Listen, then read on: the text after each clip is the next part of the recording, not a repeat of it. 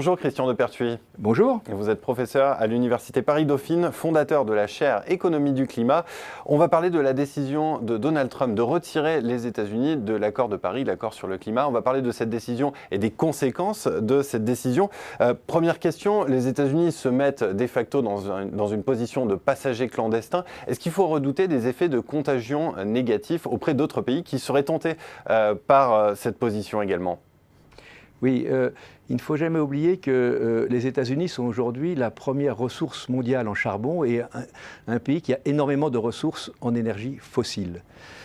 Les effets de contagion possibles à l'échelle internationale sont d'abord d'autres pays qui détiennent d'énormes ressources en énergie fossile et qui aujourd'hui ne sont pas vraiment rentrés dans l'accord climatique, autrement qu'en paraphant une simple signature qui n'a pas d'engagement. Quels sont les risques concrètement ? Le premier concerne la Russie. M. Poutine, au sommet économique de Saint-Pétersbourg, a rappelé que d'après lui, le changement climatique était lié à la position des astres. Les pays du Golfe ont une position extrêmement ambiguë par rapport au changement climatique. Et depuis le début de la négociation climatique, intégrer les pays qui ont des ressources fossiles dans le traité est un problème. J'ai en tête par exemple le Canada. Aujourd'hui, M. Trudeau est très proactif vis-à-vis du changement climatique. Mais n'oublions pas qu'avant Trudeau, nous avons eu M. Harper qui pendant 8 ans a développé de l'énergie fossile pour le Canada et qui a assez fortement perturbé la négociation climatique en quittant le protocole de Kyoto. J'ai en tête aussi d'autres pays, comme l'Australie, qui a une situation en permanence de stop and go vis-à-vis de la négociation climatique. Donc je pense que le principal risque de contagion, c'est les autres grands producteurs et exportateurs d'énergie fossile. Est-ce qu'il y a néanmoins des effets qui peuvent être bénéfiques ? On peut penser à un sursaut de mobilisation. C'est ce qui s'est passé quand les États-Unis sont sortis de l'accord de Kyoto en 2001 ? C'est ce que j'appelle l'effet de rebond. L'effet de rebond. Alors, l'effet de rebond, d'abord, les chercheurs qui, comme les chercheurs de la chaire Économie du climat, sont engagés dans cette perspective, ils essayent d'y contribuer. Cet effet de rebond, on le voit à travers les déclarations d'un certain nombre de responsables politiques ou de responsables économiques ou de responsables d'ONG. Le président Macron a fait un discours assez remarqué avec Make Our Planet Great Again. Bon, je crois que l'important est de voir quelles seraient les opportunités pour renforcer l'accord de Paris, qui a beaucoup de faiblesses. Et j'en vois 3. 1, accroître les systèmes communs de mesure et vérification. Ce n'est pas technique, c'est politique.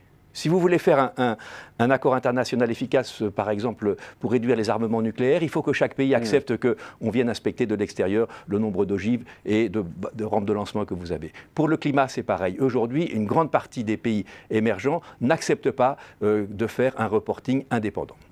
Ça, c'est une voie de progrès. Deuxième voie de progrès très importante, la tarification internationale du carbone. La tarification internationale du carbone, c'est mettre dans l'économie une valeur associée à la protection du climat. Sous cet angle, je formule un souhait, c'est que l'Europe puisse rebondir au niveau international à une condition. Remettre de l'ordre chez elle et remettre de l'ordre dans le fonctionnement de son système d'échange de quotas de CO2, qui est le plus grand marché environnemental du monde, qui est aujourd'hui dans un état de déliquescence avancée, car il n'est pas géré.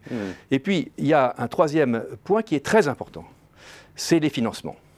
Et je crois que l'effet de rebond, on le verra pas à travers les déclarations des dirigeants, mais à la façon dont ils vont utiliser leur porte-monnaie. Pourquoi ? Parce que les États-Unis étaient le premier financeur du GIEC, le groupement international d'experts sur le climat. Les États-Unis avaient promis 3 milliards de dollars pour le fonds vert. Donc il va y avoir un manque à gagner évident à la sortie de Trump, et donc il faut que très vite les pays, et notamment les pays développés, accroissent leurs engagements, et notamment leurs engagements sur la recherche liée au climat. Car le désistement de Donald Trump risque de se traduire par une insuffisance de ressources consacrées à la recherche sur le changement climatique. Eh bien, merci beaucoup Christian Depertuis pour cette analyse sur les conséquences de cette décision de Trump de retirer les États-Unis de l'accord de Paris. Merci encore. Merci à vous.